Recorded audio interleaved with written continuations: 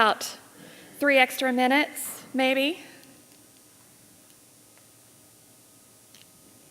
All right. Before I get started, we didn't have time for any questions yesterday, and we went through a lot of my slides. As you can see, I had a really great trip. And aside from the Parasite, I would totally go back in a heartbeat. It was a really cool place. So, any questions anybody has about any of that I showed you yesterday or any of the things that I told you? Okay. All right. Go ahead and let it rip, Michael. Okay. Today we're going to talk about marriage and family. And so this is kind of a smattering of pictures of different family members that we stayed with and also wedding pictures. And this is me, and you probably recognize Shika, the master negotiator in the center. And this is her sister Priya. And Priya means dear in Hindi, and she is dear. She had this fabulous meal made for us after we had shopped so hard at the Dilly Hot.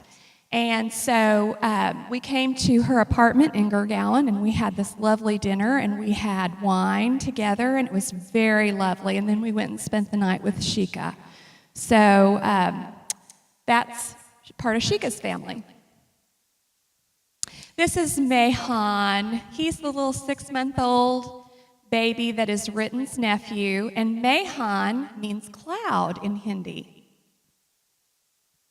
This is dear Asha. This is Ritin's mom, and I love Asha very much. She is just a delightful lady. Every day at 2 o'clock, there was tea, and Asha made sure that I had tea. She was just lovely. Asha's the person that I learned the Indian maybe from. Have I showed you the Indian maybe? You probably saw it if you watched the Marigold Hotel movie, The Best Exotic Marigold Hotel. Remember when the lady got lost in the neighborhood and she said, "Should I go this way to get somewhere?" And the guy goes like that? That's an Indian maybe. In their culture, it is not typical to get a definitive yes or no. Ritin told me that a lot of times they just leave things as to what they will be. So when we were getting ready to pay for our saris, Asha said that she was going to pay for the seamstress work that we had done on it. And I said, "Oh, no, you're not. I'm going to pay for that." And she says, "Okay." I said, "I see that Indian maybe. No, I am putting my foot down. I'm paying for my own seamstressing." So anyway, she was dear. I started crying when I hugged her because I'm going to miss her terribly. And I will have to go over there and see Asha again. Back at the kirtan ceremony, and I'm not sure I was real clear about this, this is one of the prayer ceremonies that's held before the wedding. There is a great deal of prayer that goes into Indian marriages, probably why they don't have a high divorce rate. There was a kirtan ceremony at Ritin's home the day before we arrived, and the bride is not allowed to come to the groom's kirtan ceremony, and the groom is not allowed to come to the bride's kirtan ceremony. So Ritin was in the back with us making deals on bringing him a plate back because he couldn't go to this particular ceremony. And as you can see, it is just crowded with family and friends who've come to participate in this prayer ceremony. This is the beautiful bride, Swati, and she is lovely in every way. Ritin made a very good choice. I want to tell you a little bit about how this all went down. I think I told you yesterday that he met her at school and fell in love with her. They fell in love with each other. And they weren't sure whether this was something that their parents were going to bless or not. In the Hindu culture, what is done is the horoscope of each individual is done and compared. And if it looks favorable and it looks like a good match, then the family will look at that match. Since they already knew each other, introductions were not necessary, and the families knew one another. So this was a love marriage. They have one arranged marriage, which turned into a love marriage, and then they have one love marriage in their family. We're back at the kirtan again. That drum is quite loud. Offerings being made to the gods. Again, they're represented by posters that are up against the wall. This is Swati, and she is dancing. There's a lot of dancing that goes on. And if you want to dance in India, there is one thing that you need to know. Screw in a light bulb and pet the dog. And you do it at the same time. Let me demonstrate.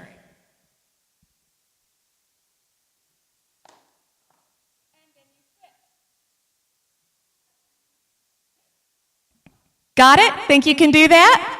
I will be looking to see you do that during tea time. All right, if you'll notice, in her scarf, she has some fruit, some rice, and some candies in there, and also money. These are the offerings that were made to the gods, and she is dancing with them in the hopes that she will always have plenty in her home. The food, again, I won't go over all of that, but the food is delicious. And okay, the gulab jamun that are on the plate, those little kind of black-looking balls there, we're going to have some of those tonight, and they're very good. They're a donut in a sugar syrup that's flavored with cardamom and saffron. It's delicious, so I can't wait for you to try that tonight. Here's the brothers. Aren't they cute?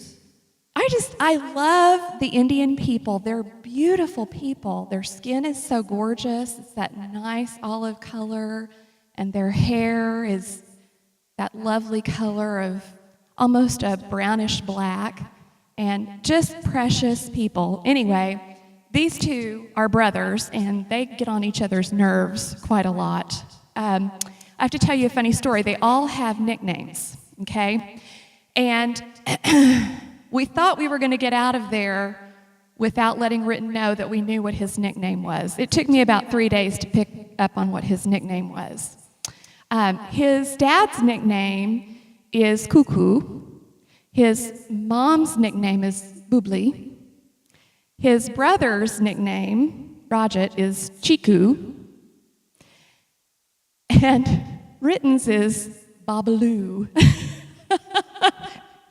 So Marguerite and I were going to wave at him as we were departing at the Indira Gandhi airport and say, "Goodbye, Babaloo." But that did not happen because Cuckoo, the daddy, let slip. He says, "Do you know what my nickname is?" And I said, "Why, yes, I do." And so I told him what it was. And he goes, "Do you know what Asha's is?" And I said, "Yes, I know what hers is." And then he says, "And you know about Chiku and Babaloo?" And so he said it. And Ritten was very furious with us. So then we had to tell him what we were going to do when we got to the airport.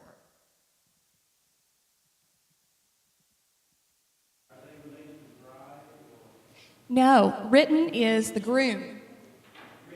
Ritten is the groom. The young man that was on the... Can you go back to that slide real quick? The young man right there in the black shirt, he's the groom. And that's Rajat, his brother, in the cream-colored. Yes.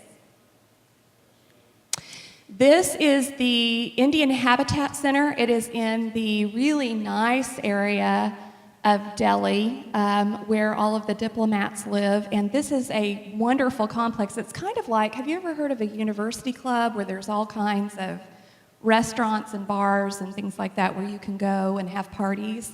This is kind of like what that is, and they also have hotel rooms in there. And this is where we went to the Sagan ceremony, and that is the engagement ceremony where they actually exchange their rings. This occurred on February the 10th. So it was a few days before the wedding, which was on actually February 14th, Valentine's Day. These are our hosts for the evening. This is Ritten's brother Rajat and his wife Manisha. They are the parents of that precious little 6-month-old you saw a few minutes ago, Mehan. And notice Manisha's gorgeous lehenga that she's wearing. It is just really beautiful. This is Asha and Ravender, otherwise known as Cuckoo and Boobly. And Asha is having some kai. This is the groom. He's looking pretty good. Ritten had this beautiful, like Nehru-style velvet jacket on for his engagement ceremony. This is, you probably recognize me. I had my makeup done by someone. I did not care for it. They spent more of their time staring at my eyes. I was quite an oddity, let me tell you. The only white girl in India, I think, at the time. And they did not know what to do with my hair. I finally had to just commandeer the brush and the hair dryer. I said, let me do that. But everybody wants hair my color. And I said, well, isn't that funny, because I want to look like you. So anyway, I had my makeup done, I had my hair done, and anyway, I don't look real great there, but. Okay, this is Ritten with his parents, Asha and Ravender, and then on the other side are Swati's mom and dad. And she is a cabinet level, she's in charge of, I don't know what the equivalent would be here in the United States, but in the Indian government, whatever would be in charge of all their pension funds at the government level, she's in charge of all of that. So these people are of a very high caste, if you cannot figure that out. We're going to talk a little bit about the caste system tomorrow. You do not marry outside of your caste in India. Ritten appears to have a diaper on his head at this particular point. All of the Sagan ceremony folks are sitting back a ways, and this is just the family up on the stage, and they're participating. Again, this is another prayer service, and the man in the orange tunic there is the Pundaji. If you want to refer to someone with favor, to show that you hold them in high regard, you add G to the end of their name, J-I or G-E-E. So their pastors there are called pundits, or what we would call a pundit. So, in fact, everyone who comes up and greets them holds a piece of candy, and they each have to eat a little bit of a bite off of that candy. And so Ritten is eating candy. There's a family legend about Rajat getting sick on candy at his Sagan ceremony. So anyway, Ritten said, the thing to do is just to take a little nibble. So anyway. And after that ceremony was done, you'll note that he has the red in the middle of his forehead that was applied by the Pundaji to him to cleanse him, to make him pure for this ceremony. And then Swati came out, and she looked gorgeous. And here they are exchanging their rings with their family all around them. And we all got a handful of flowers, and you throw the flowers at them, so that's why they have flowers in their hair. It was a very big celebratory moment when they exchanged their rings. And this is just one more step in their marital vows.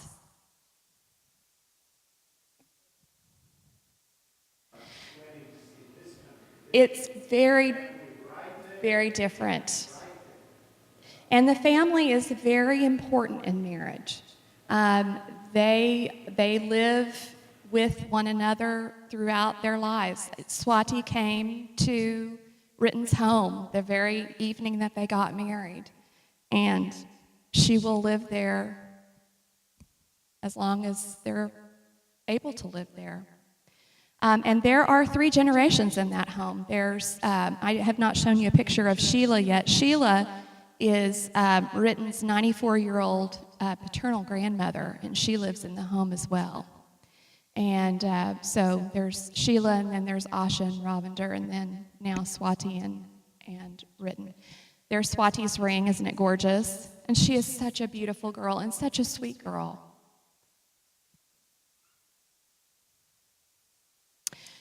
Had to put another picture of a cow in the middle of the road for you. Love the cows in the middle of the road. Did I tell you about Ritten saying, he said something very profound as we were driving down the road one day and I was taking pictures of the cows. He said, you would think for a culture that worships cattle as much as we do that we would take better care of them, not just let them roam around in the middle of the street. I thought that was really profound. I said, wow, that is deep, Ritten. He goes, I'm like that. I can be deep. Okay, didn't think I would see a step and repeat in Delhi, India, but I did. This is at Swati's home, and this is the Mehendi party. This is the night before the wedding. This was on February the 13th, and this is where we had the henna applied.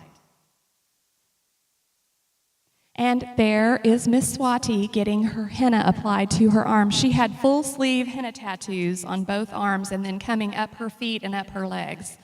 I was not going to sit still for the feet application, so I just had my hands done. And there I am, getting my henna applied. It kind of feels like mud. You know that off smell that you get? Yeah, that's the other side. And by the way, this is the Muslim way of getting henna applied. Just up one finger and on your hand and then up your arm. The Hindu way of doing it is all over both of your hands, you know, and all your fingers. And I wasn't in for that. So I did the Muslim application. But you know that off smell that you get off of a self-tanner? That kind of funky smell? Anybody use a self-tanner? That's henna. Because I sniffed it and I was like, I know this smell. And my friend Marguerite goes, self-tanner. Henna's in self-tanner. I was like, oh, okay. Okay, and this is the result. And they say that the darker the henna is, the more your husband loves you. I don't really know that I believe that, although I do think Mr. Henderson does love me. He would not have let me go halfway around the world for 2 weeks and taking care of the kids if he didn't. But I think I'm just a white girl, and henna's dark on me. There's the other side. Okay, I put this one in here for a reason. I did not ask for anything other than the Muslim application. So the henna tattoo artist starts drawing this fish.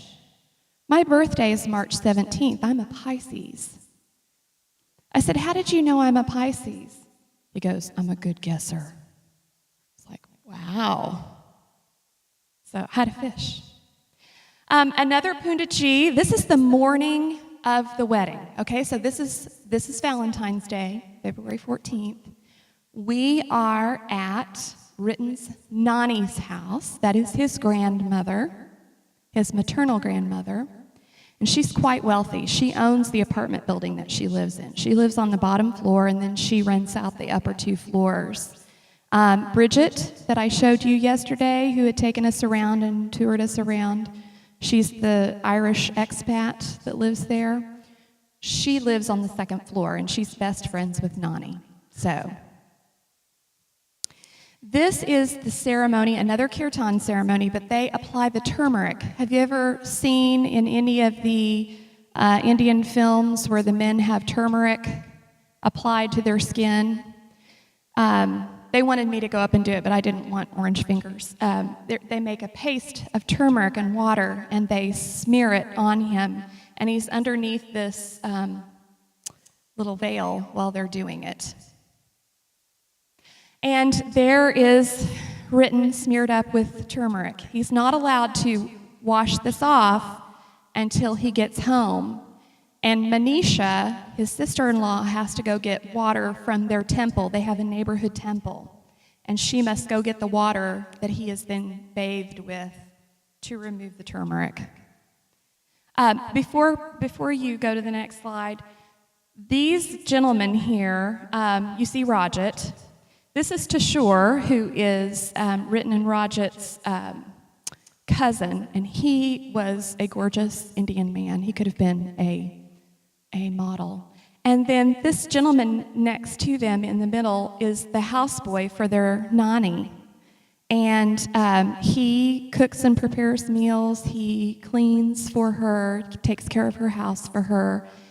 And Bridget, that I mentioned to you, she is paying for his son to go to the Catholic school so that he does not have to be a houseboy. And I thought that was really a neat story.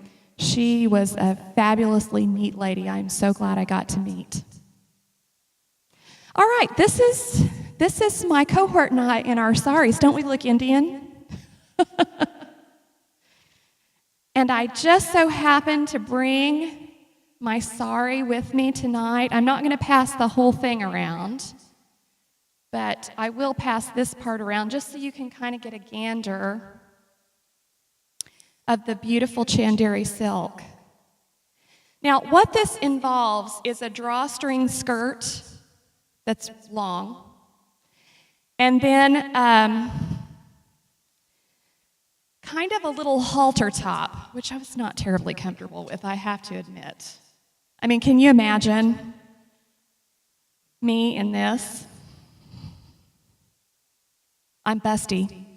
And then they wrap that silk around you. And Mossy was in charge of the wrapping of the American chicks into their saris.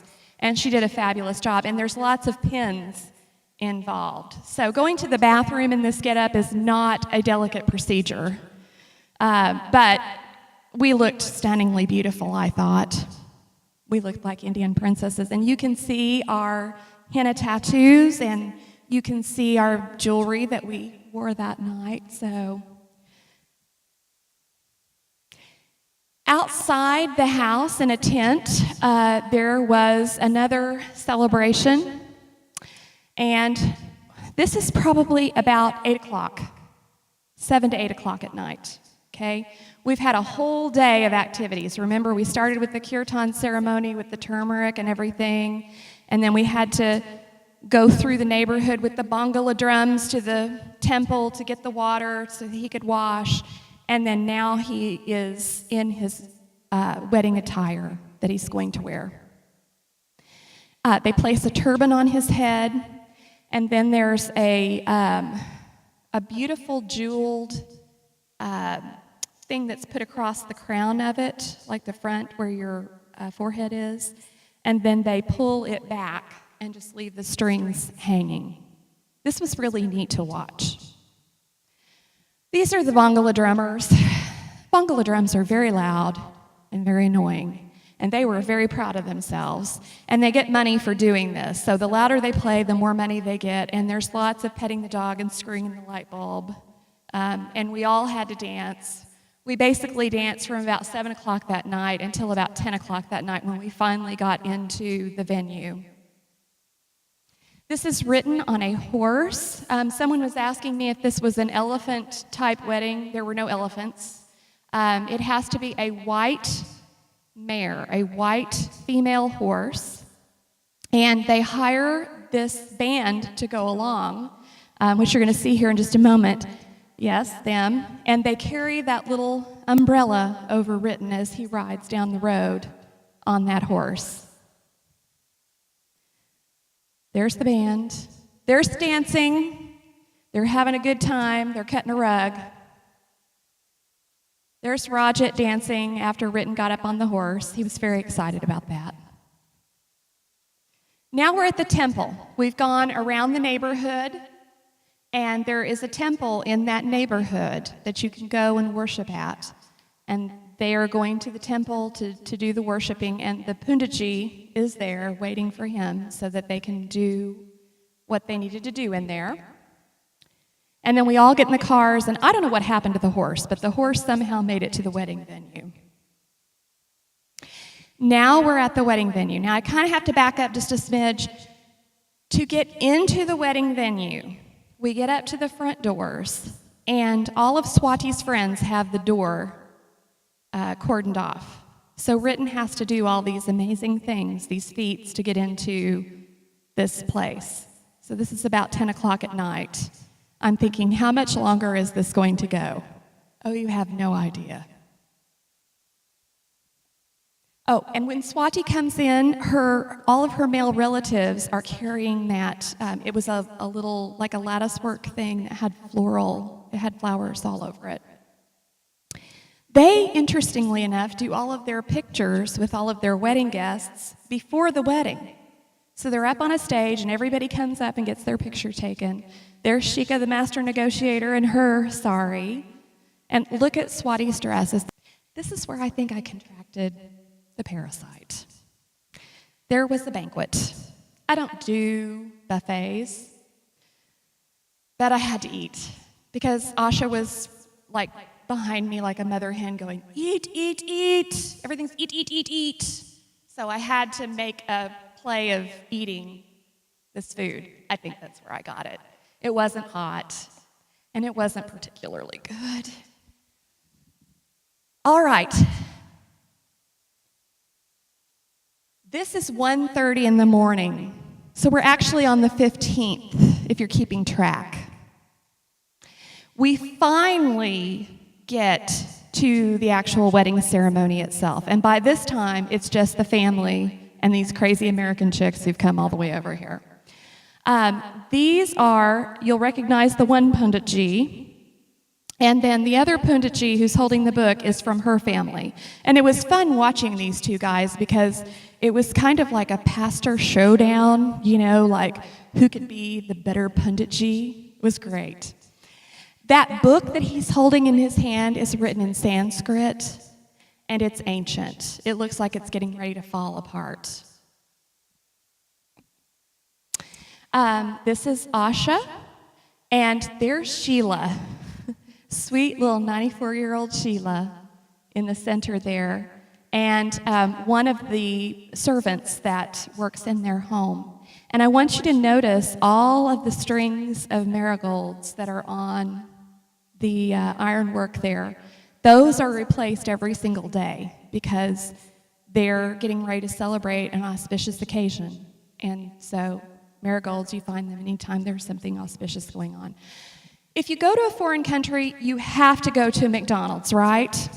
So we went to a McDonald's. And, now go back. I didn't say yet. We had a delicious, now my friend Ritten has a British accent, and he pronounces his V's as W's.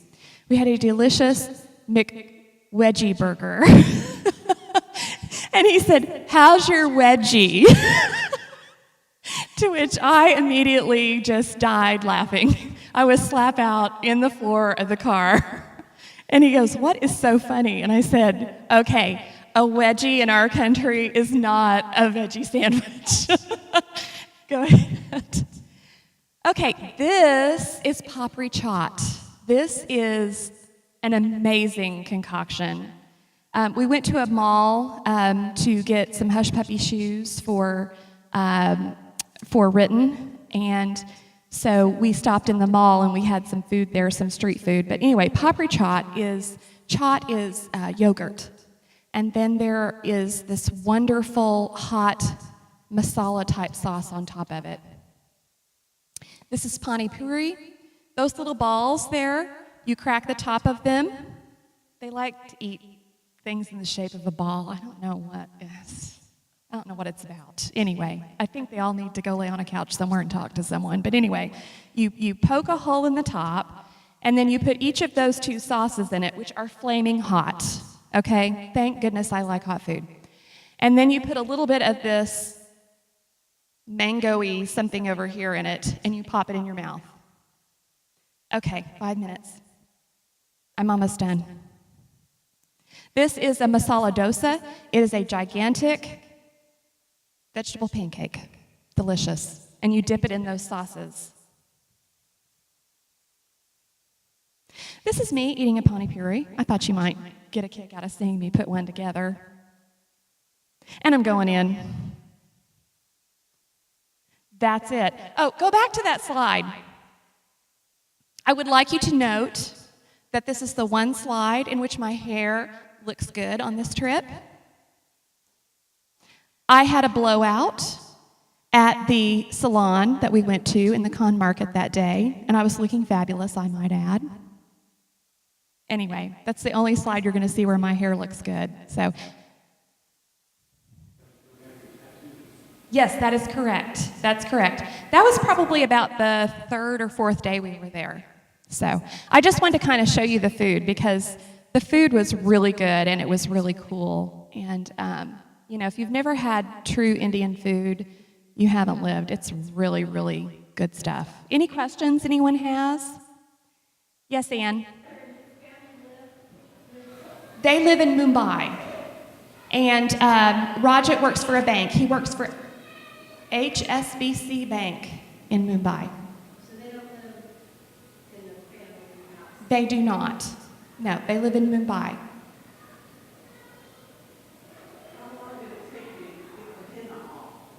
It was still on me after I got here. Pastor Charles will attest to it. I came in the office and I had tattoos. It lasted about 2 weeks after I got back. So it's a good month that it's on your skin. And it just slowly fades off. What? We are. My neighbor Xenia across the street is coming tomorrow night and she is going to do henna.